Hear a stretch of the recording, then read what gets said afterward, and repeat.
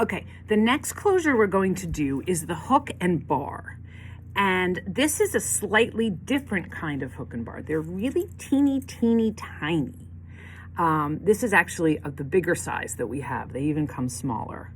And they usually are used in vintage clothing, like Victorian clothing, up the back of a garment. So like a woman's dress from an historical period before, I'm going to say the 30s, which is when we have snaps, often use hook and bars. Now, these also come in a tape that you can stitch in, so they're more convenient, but sometimes you just need to do the old-fashioned hook and bar.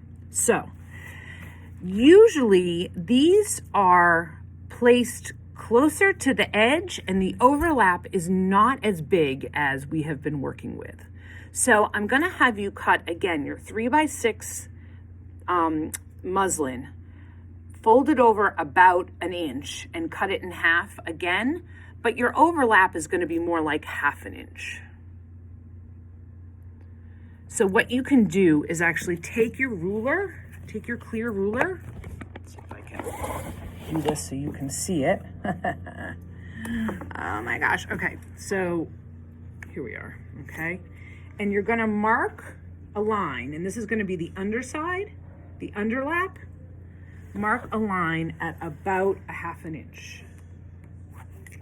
And that is where the top layer, the overlap, is gonna meet up, all right? So this is stitcher's choice, but I think it's probably best to still start with the top hook, and then we'll figure out where to put the bars afterwards. So when you're putting these on, you're gonna put them similar to the skirt hook, where the hook part and the flat part is along the edge of the garment. So if you pretend this is like the center back of a bodice of some sort, and you're gonna have it in just about an 1/8 of an inch, okay? Now, thread your needle with double thread, and you're gonna start off similar to the skirt hooks, in that you're going to stitch these 2 little loops. Again, take the needle from the inside, because this is the overlap, right? So we want any knots or anything to be on the inside of the fabric. You're gonna do 3 or 4 little stitches around each of the loops.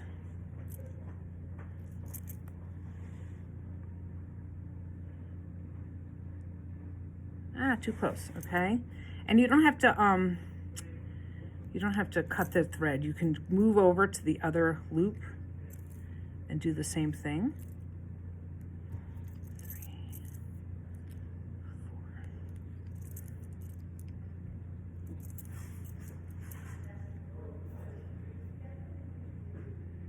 And then you're gonna tie that off.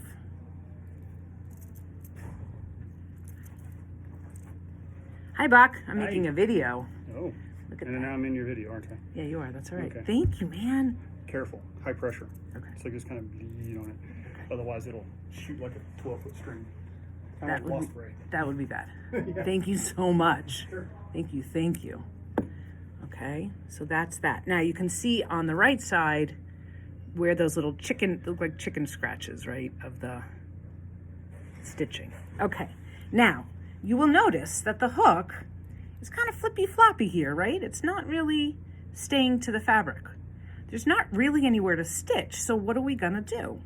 Well, what you're going to do is you're going to do a little tack across. This is really hard to see. Across here, underneath the hook. So hopefully you can see. So you have the hook, right? You have that hook. You're gonna sew between the hook and the back part. And how are you gonna do that? So you're gonna take your needle, going parallel to the edge, take a stitch behind the hook, through the back, okay? And then you're gonna take your thread and feed it through the hook So that is only behind the hook. And then you're going to take another stitch. And you should see the head of that hook kind of nestled nicely, like it's tucked into bed, into that fabric. And will not flip-flop anymore. Okay, so once you've done that 3 or 4 times, then you're just going to tie off your knot.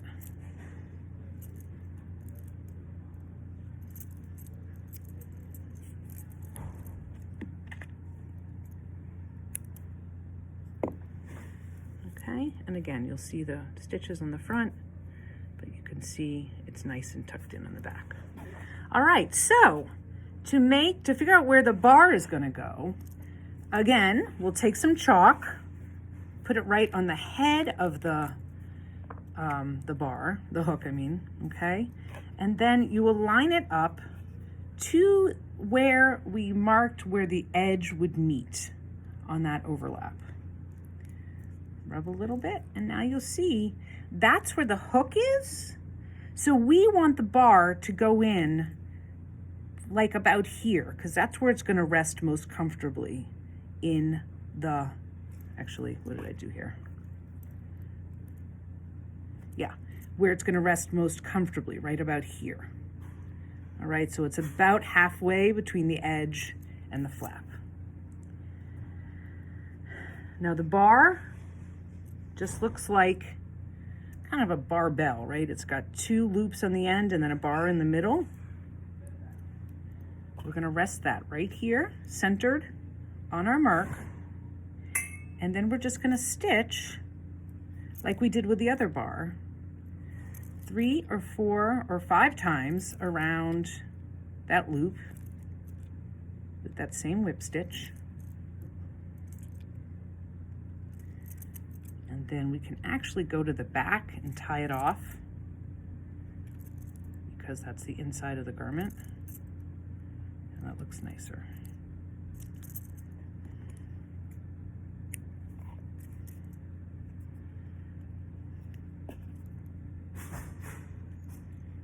And then we're going to do that on the other side as well.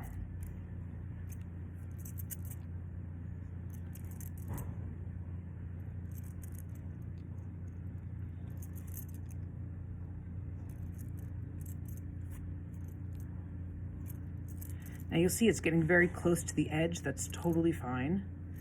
Chances are that you have some sort of finishing work that's going to go over that, and it won't really show. All right, so now the bar is on. Some ugly stitches in the back, but it doesn't matter because it looks great from the front. And hopefully, if we mark this correctly, that hook and bar meet perfectly at the top, meet at the edge, and it's great. Now, hooks and bars are typically put on very close together, like almost every inch or even closer. So I'm going to have you put 3 on, 1, 2, 3, so that this piece has 3 hooks and bars. So have fun.